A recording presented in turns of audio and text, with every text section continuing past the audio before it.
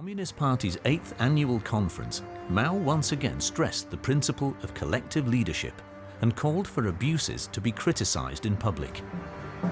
Yet only a year later, he had critical scientists and intellectuals ruthlessly persecuted. The prisons and labor camps filled up. In autumn 1957, the Red Dictator proclaimed a new economic campaign, the Great Leap Forward.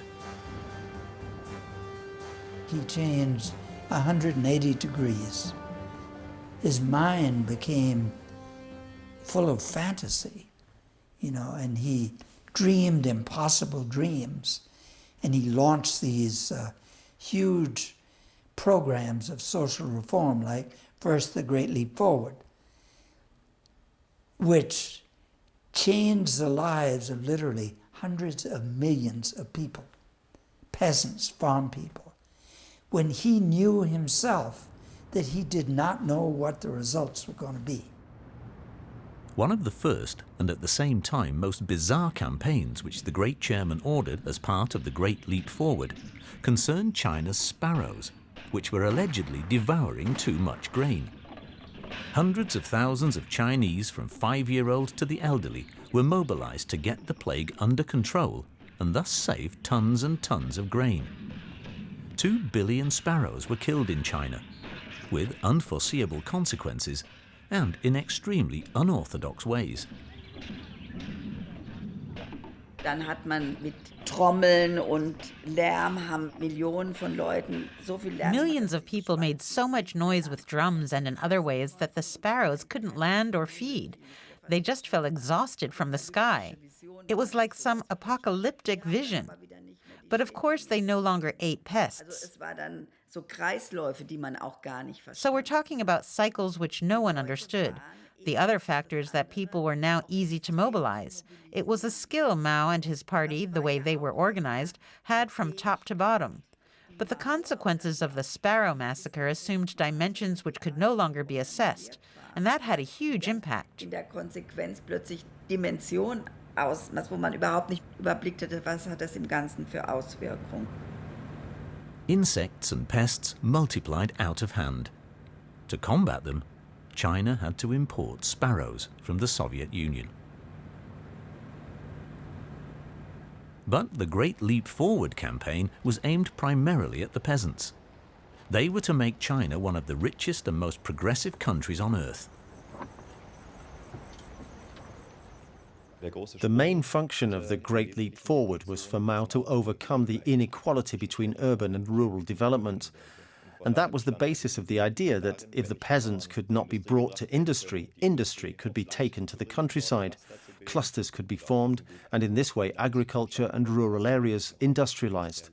It was his attempt to stop this unequal development and also to counteract the abatement of revolutionary fervor. Mao was very critical about the growing institutionalization and bureaucratization of the power structure. He had seen the danger of capitalist, as he called them, or revisionist features reappearing. So he wanted to keep the revolution going on a permanent basis. Through large-scale operations like the Great Leap Forward, public enthusiasm seemed promotable, and at the same time, support for the rural population could also be provided. 90 million Chinese became steelworkers. Mao had primitive furnaces built in every village. Peasants left their fields to fetch coal, hammer ore, or to sort scrap. Old tools and cooking utensils were melted down. I worked on a backyard steel furnace. My wife worked on another steel furnace. It was pots and iron fences and so on. It was cooked down and we raked out the so-called steel. It looked like black mud. And I asked the person in charge, is this really steel? And he said, oh yeah, we send it to the big steel plants and they know what to do. Actually, it was all nonsense, it was all wasted. The campaign laid down certain yield quotas for the provinces that had to be attained. On the basis of these quotas, the proportion of the overall grain yield which China could export was determined. The peasants had to hand over their harvest at low fixed prices.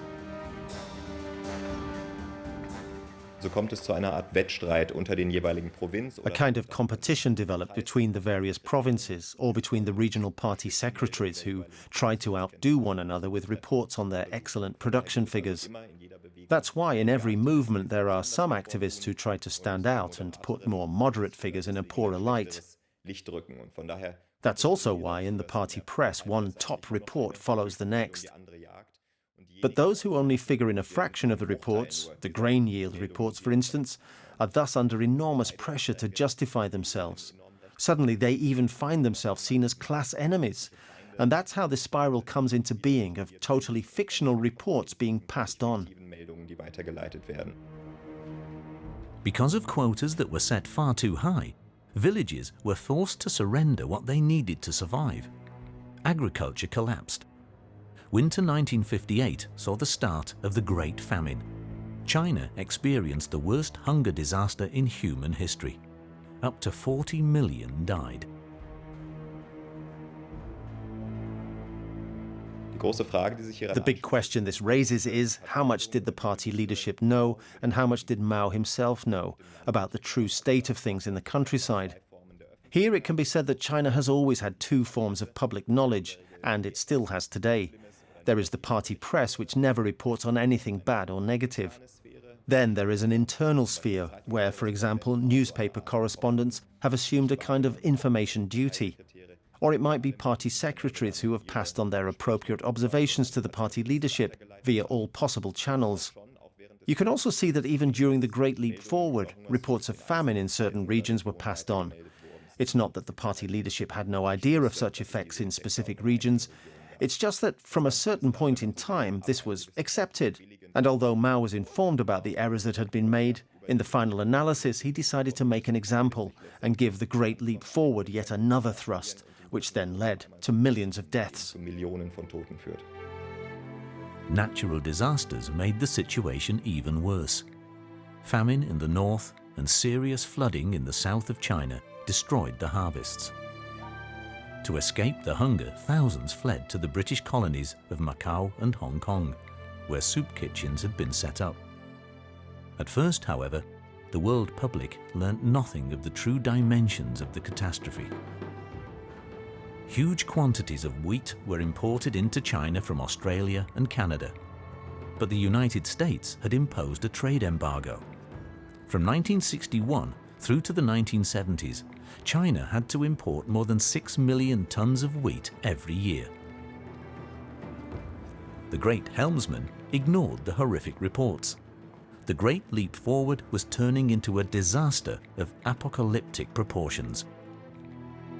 At the same time, like here on the border with Hong Kong, foodstuffs from China continued to be exported to neighboring countries in order to secure the foreign exchange needed to pay for the enforced industrialization of China.